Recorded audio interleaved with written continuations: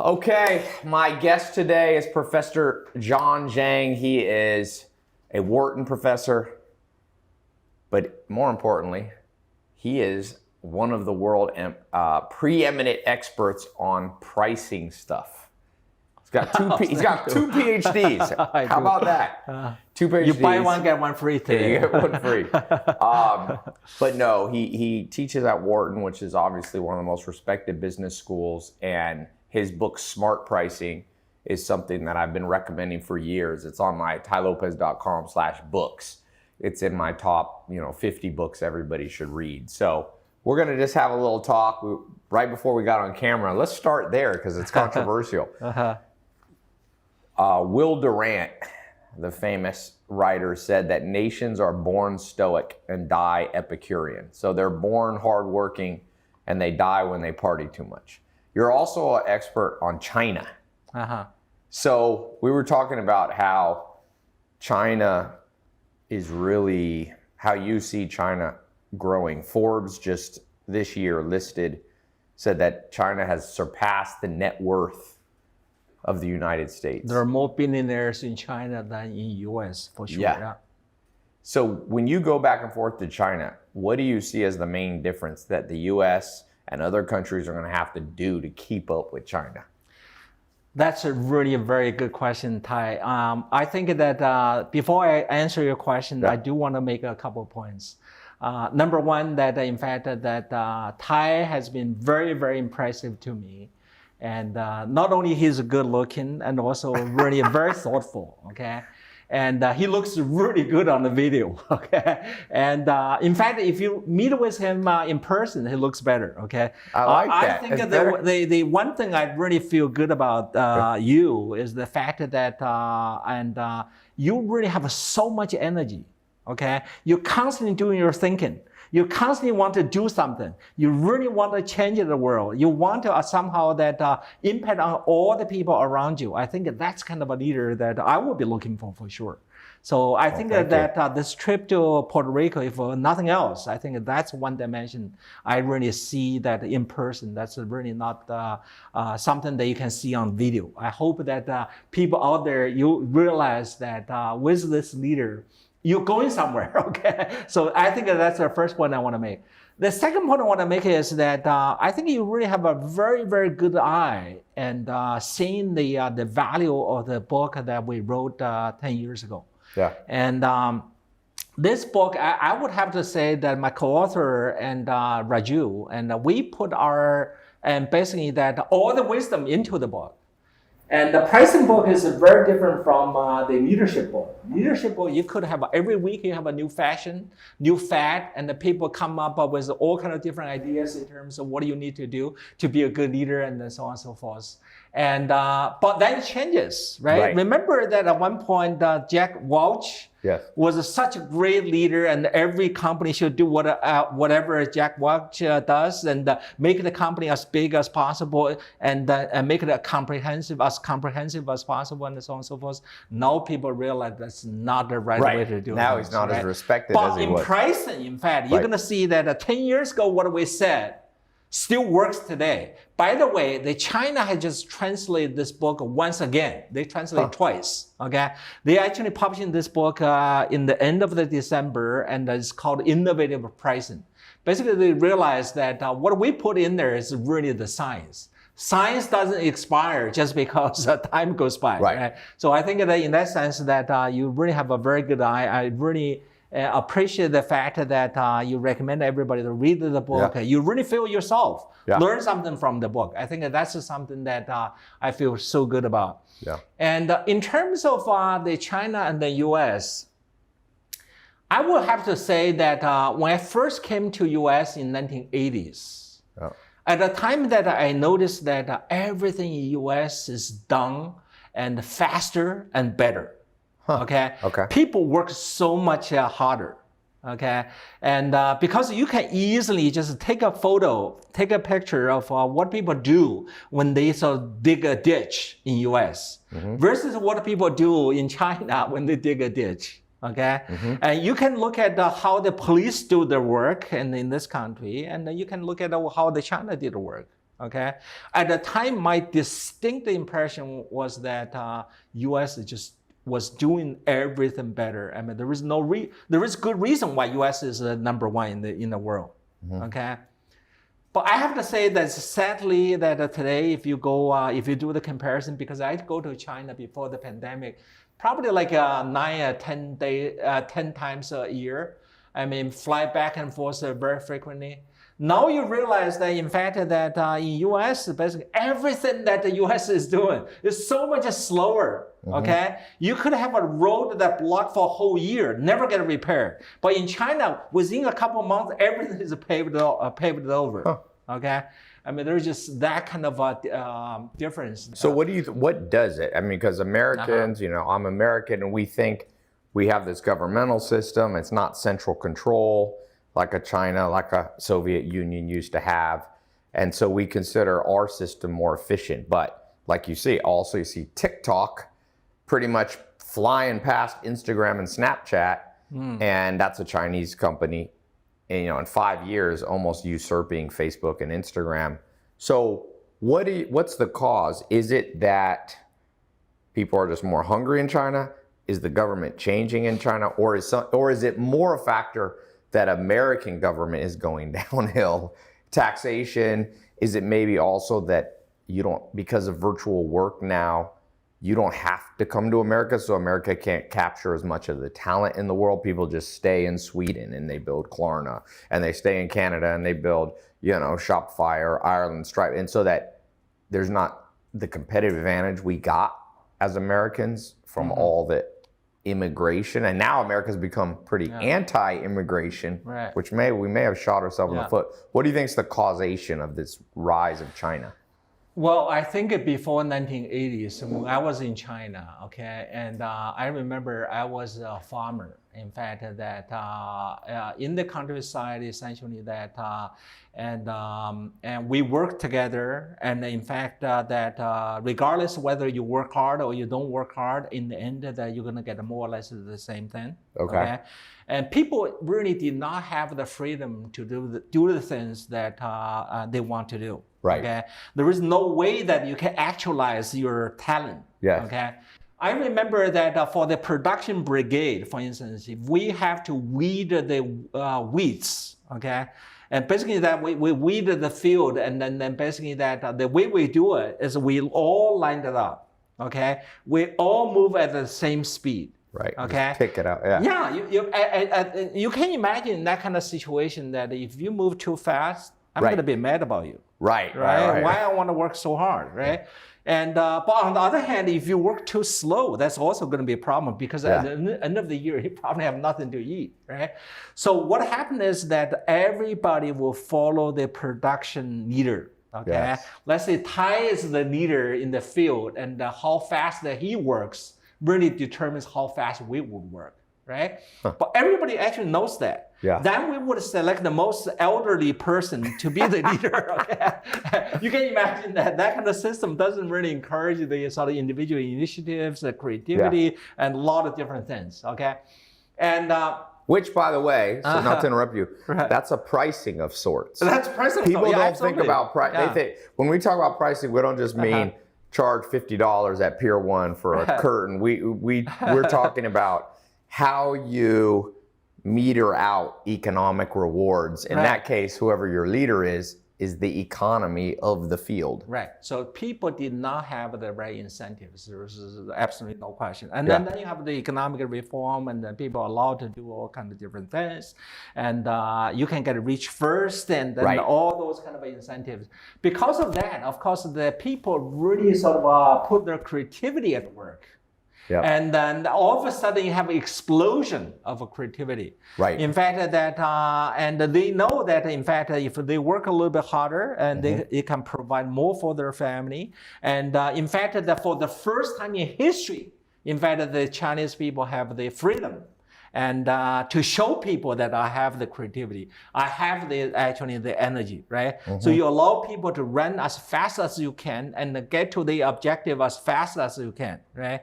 And I think that really has motivated a lot of people to work really hard in a very creative way and that move the whole society forward very quickly.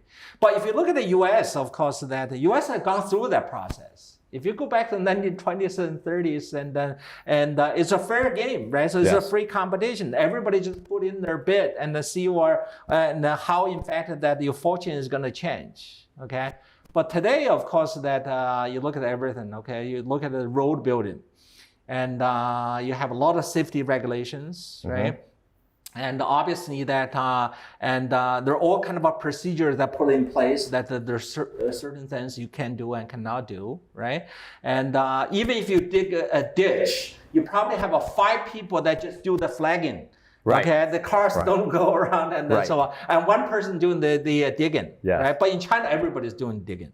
Okay, so of course that productivity. Because the regulation in America, somebody falls in the holes. Right. There's a lawsuit, so everybody is China as litigious as America? No, not yet. No one's as litigious. I don't think that you would say China is one of those countries that really care a whole lot about law. Okay, there is law. I mean, there is no question. Okay, but the law, of course, that is not as rigorous as in US. Right. Okay, if you really sort of are in the position of power, and if you know what to do, and you can always get around it. Yeah. And in fact, that's a test. Yeah. And whether you really have made it or not, if you have made it, and you're above the law. If you have not made it, of course, you're subject to the law. Yeah. Yeah. Yeah. It's, I think in that sense, I think that probably is not wrong. Okay. Yeah. So don't pass the information around. Okay. Don't pass. Right. Now let's switch subjects for a second. I want to come back to the China thing, but I agree. You know, I mean, America's become overregulated. Elon Musk had a $3 million lawsuit against him by an employee in California. He lost, and then the judge added 130 of punitive damages. The next day, Elon Musk took Tesla out of California and put it in Texas. I don't know if that's related, but they probably are a little bit, if not all. So the book Smart Pricing, which I've been recommending, is I own a lot of retail brands.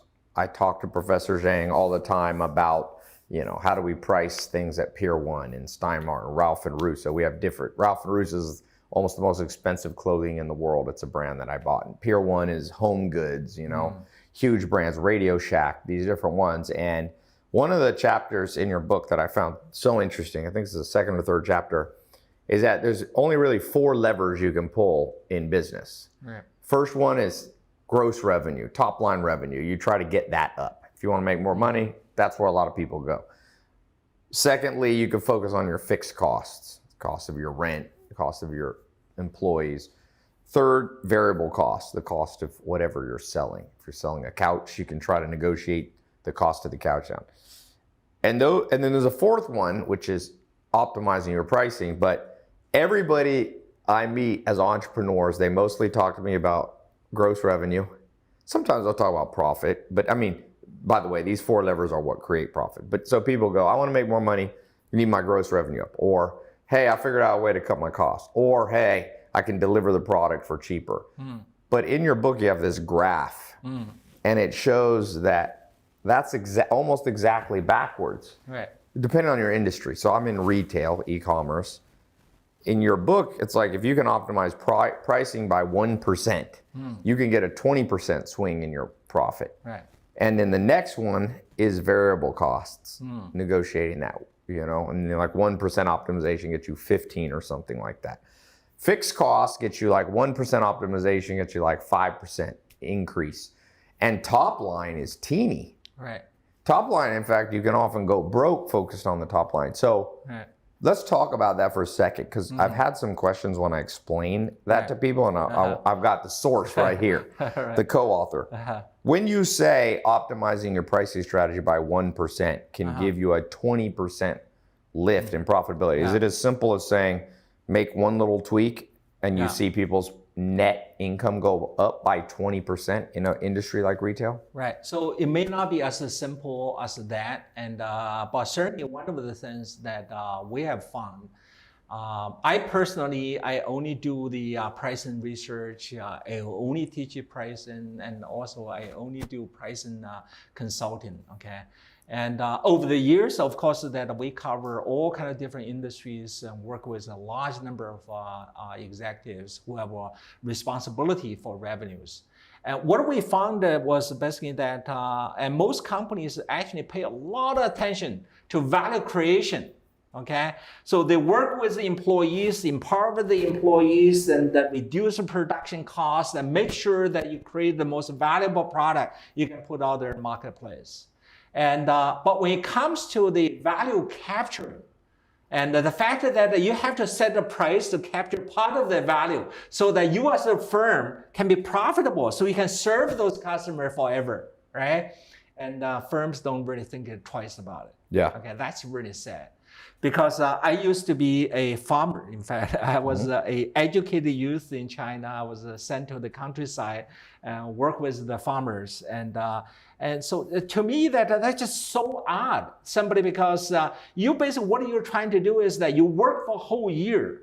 You created this bumper harvest, okay? And at the time of harvesting, you said, let's just take it easy. Right. Okay, farmers will never do that. But our executives actually do that. They don't pay much attention to the pricing, how you're going to capture the value, what are the different things you could do to capture the value for the firm and also make the customers happier. Yeah. Right? Wouldn't you want to be in that situation that the customers are happier and you make more profit, so that we have a actually mutually beneficial relationship for a long time? I mean, that's exactly what you want to do with the Peer 1, right? Yeah. And so in that sense, I think that definitely is the case that a lot of firms don't do this. Okay, if you come back to the numbers, in fact, it is indeed the case that by any kind of a calculation, based on any kind of an industry, we use numbers across different industries. You can actually look it up in the smart pricing book, and then you're going to see that in different industries. The ranking order has always been that the price is the most effective profit driver, okay, and relative to everything else. You can imagine why that's the case. Simply because as the firms are working on everything else for so long, I mean, at some point you're going to reach the point of a diminishing return. Yeah. Right. And the pricing really stands out. In the retailing business, that's especially the case. Just imagine that if you sell every product in the retail setting and for $1 more. Right. Okay. That multiplied by the turnovers over the course of the year. How many units you're selling? That's a huge amount of money. Yeah. Okay. But the problem is that a lot of people don't really think in that direction, and they are not really thinking that okay, so within the store I have hundreds of thousands of different products. Each one of the products, the consumers really paying different attention, and they probably care about the price to a varying degree. Yeah. Right? If that's the case, why you cannot really find a way and to make a customer feel that they're paying a pretty low price, yet as a firm, we make more profitability so we can serve you better. Yeah. Right. So that's essentially what we are trying to do in the book. Yeah. Yeah. And so, you know, we were talking yesterday when you got here that if you look at it innovative, there's a couple different things that I always think of as innovative pricing. And one of them doesn't work. So let's think about airlines. Airlines are pretty dynamic pricing, right? So they don't do, in the book you'll read, there's a couple ways people price. Cost plus is the most common. You buy something for $10 and you mark it up, you know, to $15, kind of a flat percentage. And then there's competition based, where you look at your competitors and go, oh, well, they're selling this couch for $500. I can't sell it for $600. Nobody will buy. That's competition based. But there are these more dynamic ways. So you go to an airline. If you're ever on an airplane, ask everybody sitting next to you what they paid. Probably the person next to you paid either a little more or a little less. So airlines have this sophisticated, probably a lot more, a lot less. They have this algorithm that's based on, you know, a predictive model and how many seats there are left in the time of the day and the weather, but they're not very profitable. I mean, you look at Louis Vuitton on the flip side, which probably uses maybe a less sophisticated model, but they have huge margin. The most profitable margin retail business in the world is Louis Vuitton. I have like 30% net margins. But then there's a third one that I thought was interesting, we talked about yesterday, which is Google AdWords. Yeah. So Google, I was listening to Peter Thiel, the co-founder of PayPal with Elon Musk, and he said he likes monopolistic businesses. He wrote that book, 0 to 1, and he says a great example of it is Google.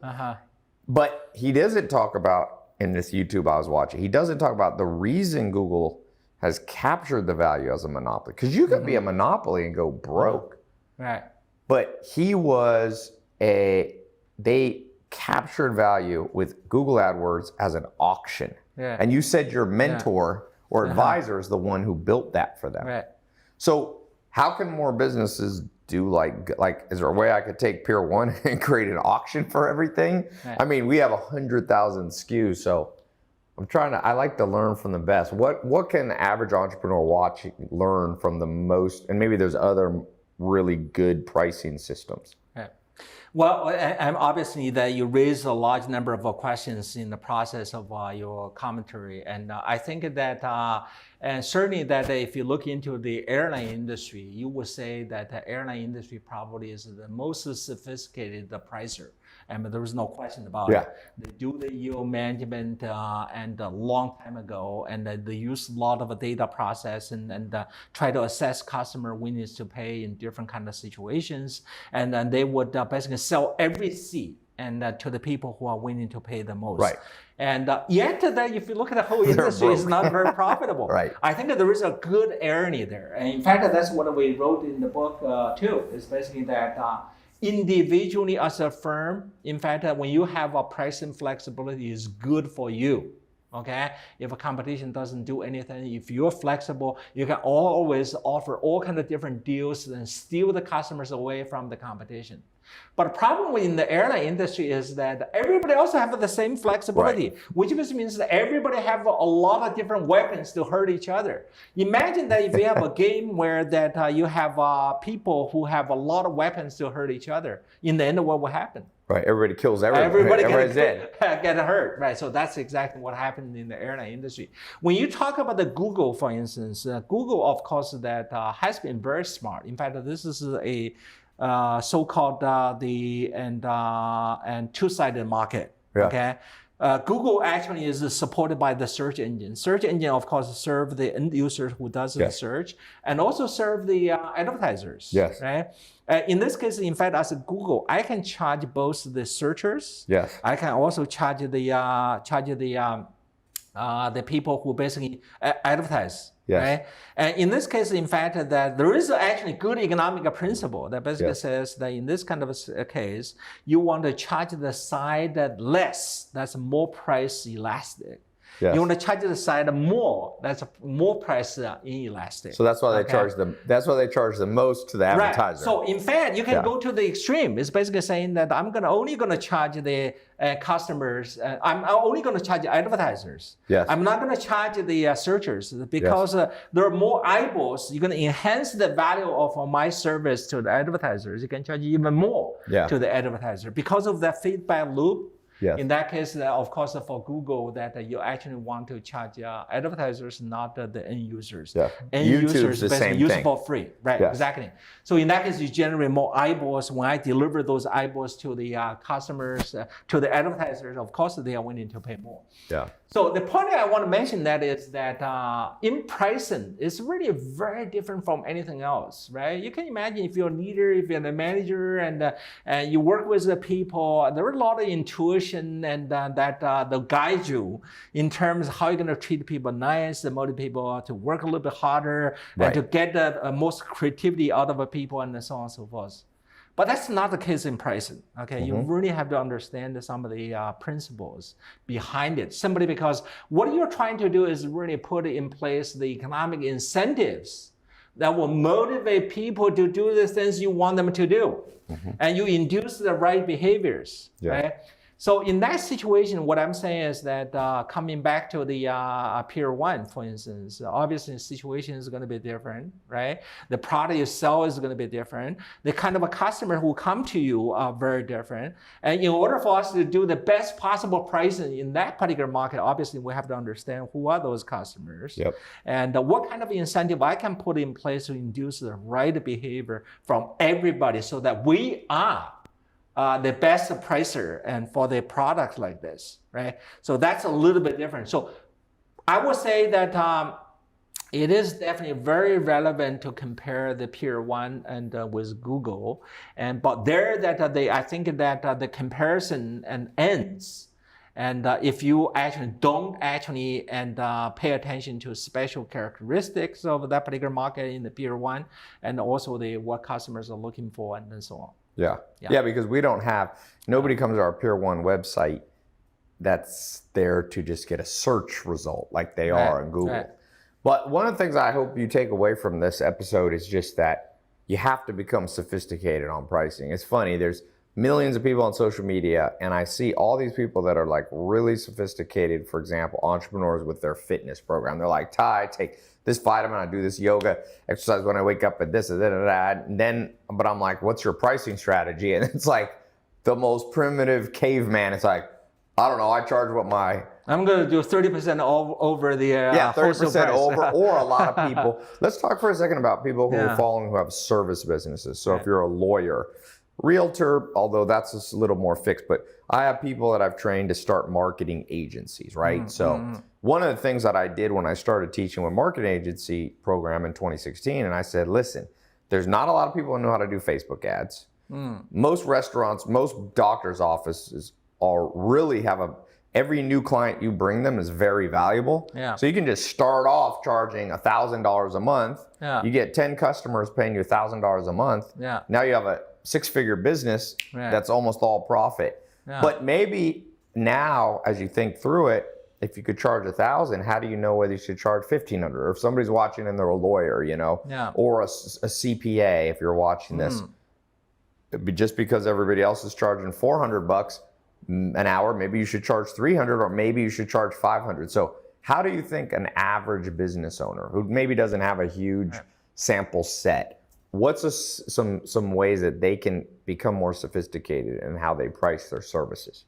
Well, yeah, for lawyers, I mean, I don't really sort of deal with lawyers a lot, and so I always stay far away from the law.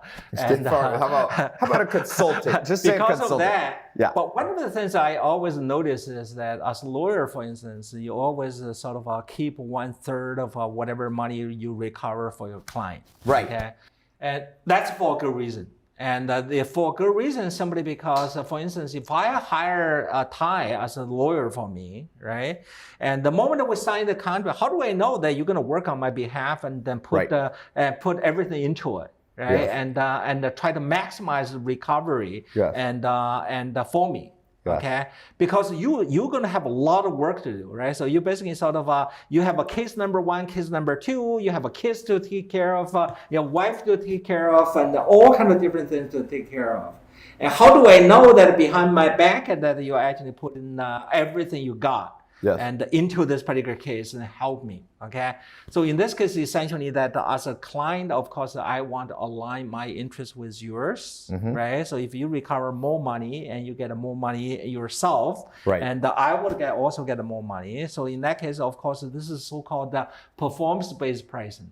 And we align our interests, right? You see that in a lot of complicated agency problem, right? Like the realtors. I also pay you 60%. Right? So on average, right? If you go to IPO, for instance, investment banking, they always charge you 7% of whatever achieved the IPO value. Okay. The reason is because once I put a 7% in there, I just know that there should be enough incentive for you to work on my behalf to maximize whatever the IPO value that you can achieve. Okay. And indeed, that also stabilizes the price competition. I as a client, I would never ask a Ty, can you reduce the rate to 6%? Even if you agree to it, I probably don't feel good about it. Right, because I'm shooting myself in the foot Yeah, by you may taking actually away just your go incentive. go to the ocean and do the surfing instead of working on my behalf, right? Yeah. How do I know, right? So that's essentially that kind of a consideration that you're going to make. So what I'm saying is that in terms of pricing is nothing else but the economic incentive you put in place to motivate all the people around you and relevant to this particular business to do the right thing. Yeah. Okay, so that's how complicated it is. You can imagine you have to think really hard about this.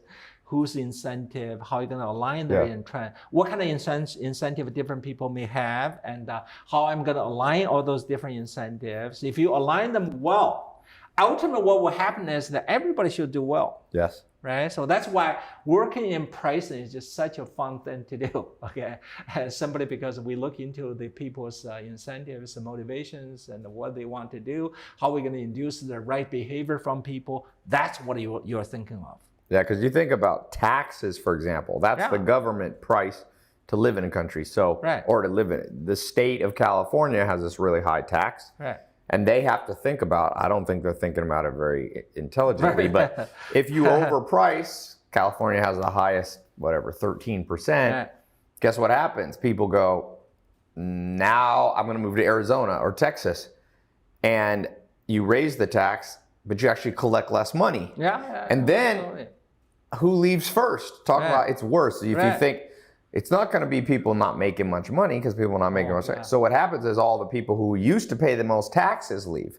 So France did this, for example. They tried to impose a tax on your net worth, even if you hadn't actually liquidated your net worth, right? And all these millionaires moved from France to Belgium overnight. They lost like half their millionaires. So then you get less. So you also have to think about, like you said, when you're pricing something, like if you're hiring a lawyer or an investment bank and you're doing it on a contingency basis, you maybe don't want to negotiate down too far. Also, if they say yes, they're also signaling maybe that they don't have any other options. At minimum, you would suspect that that's the case. Something's wrong with them. I think what you just said is exactly right. And the fact that if you put high taxes in place, right, and people like a Thai may move to Puerto Rico. Okay, and from California, of course, is a beautiful place. And not only that, I think in addition to that, there are people who would normally do more work simply because if I do more work, I got like 80% of my income and taxed away. Why I want to do that? I probably would just spend the time with my kids. Right? So for those people, remember that when the high taxes hit those people, those are the most talented people. These are the most creative people. These are the people that society should reward more so that you can bring everybody up. Right. But because of the fact that you charge those kind of taxes, they work less. And the whole society suffers because of it. Right. We have to recognize the fact that it is the case that there are people who do more and then the others. There are people who are more capable than the others, right? We certainly want to have equity. There is absolutely no question. I think that if we don't have a more equitable society, and I think that there are going to be all kinds of different issues. But on the other hand, you have to recognize that the different people are making different contributions. And those are the people who make more contributions should be rewarded in some way. Right? And that's only fair, and that's probably good for the society. That's good for the U.S. as a whole. And the thing about it that I would add to it, forget, like you said, like economics, macroeconomics, or psychology.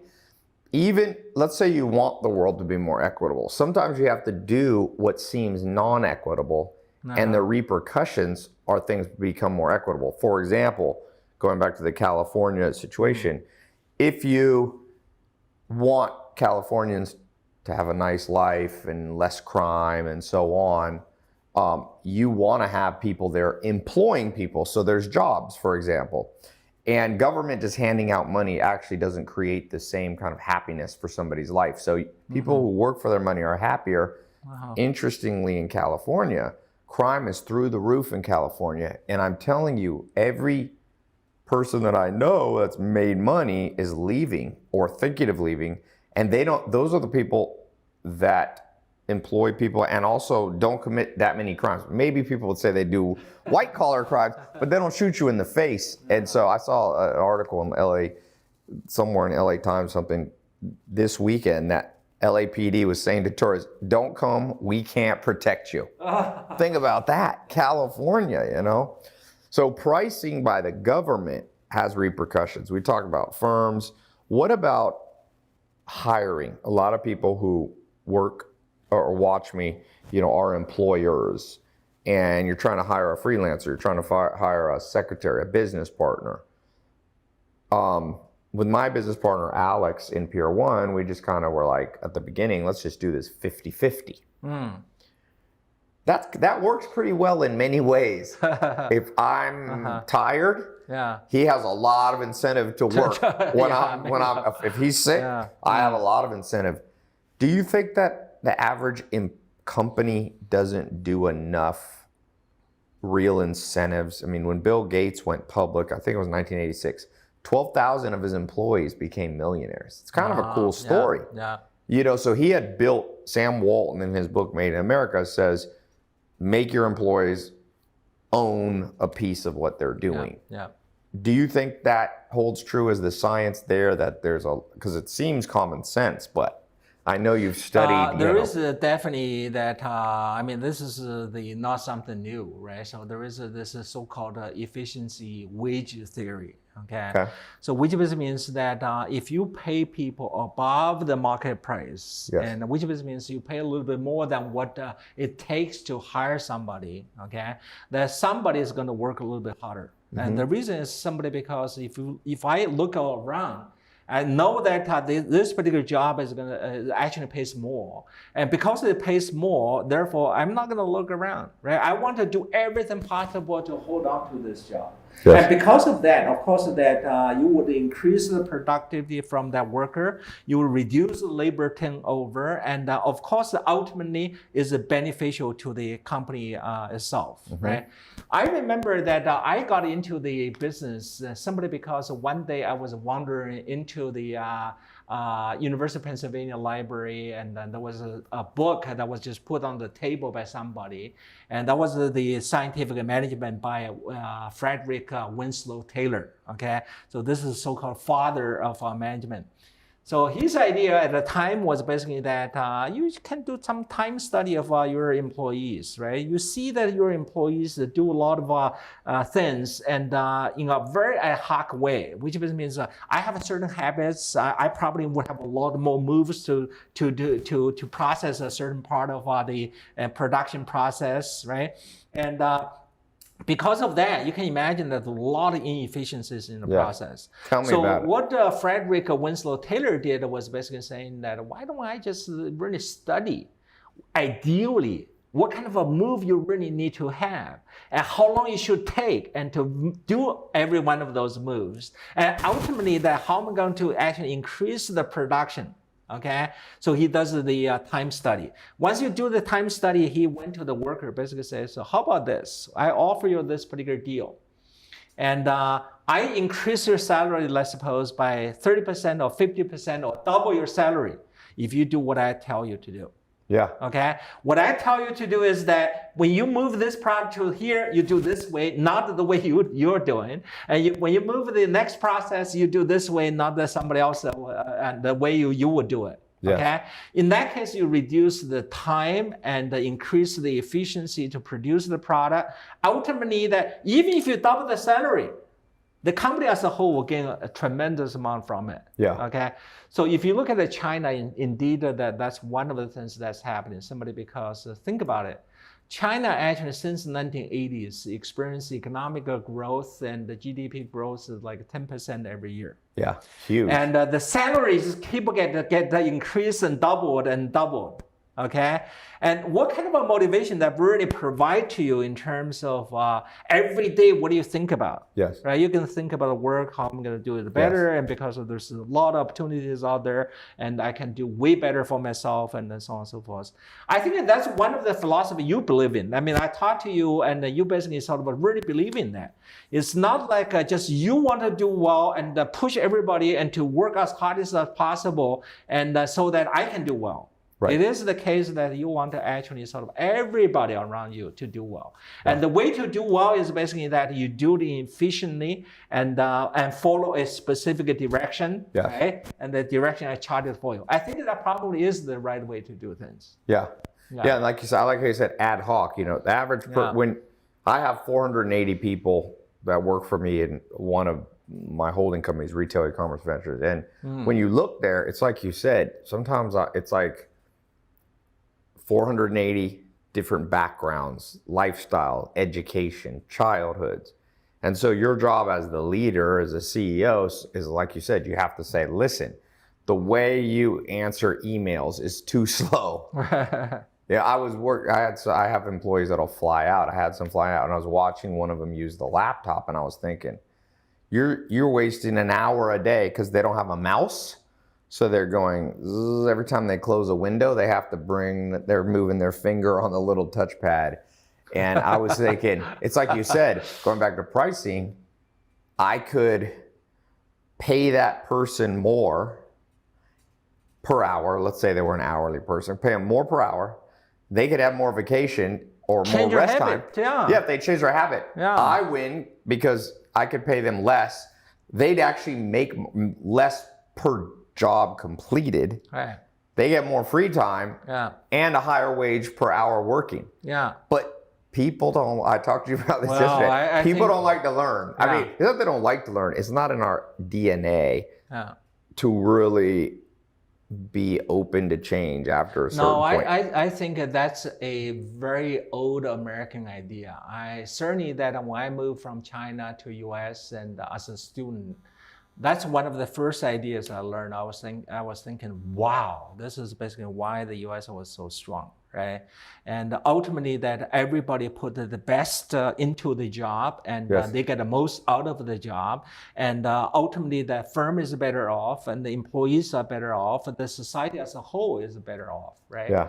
And somehow that philosophy is just not very fashionable today, right? Yeah, it's more fashionable in China. That's really disturbing. Yeah, that's really disturbing because you go to China, in fact, that indeed that people and do have that kind of spirit. They think that if I put more into it, I'm going to get more out of it, and the company is going to do better, and the company in the end, of course, will keep me longer too. Yes, right? Exactly. That's your job security. Right, exactly. Doing it well and efficient, that's your job. Nobody lets somebody go. That's an outlier. I think that we do need to keep this big picture in our mind, right?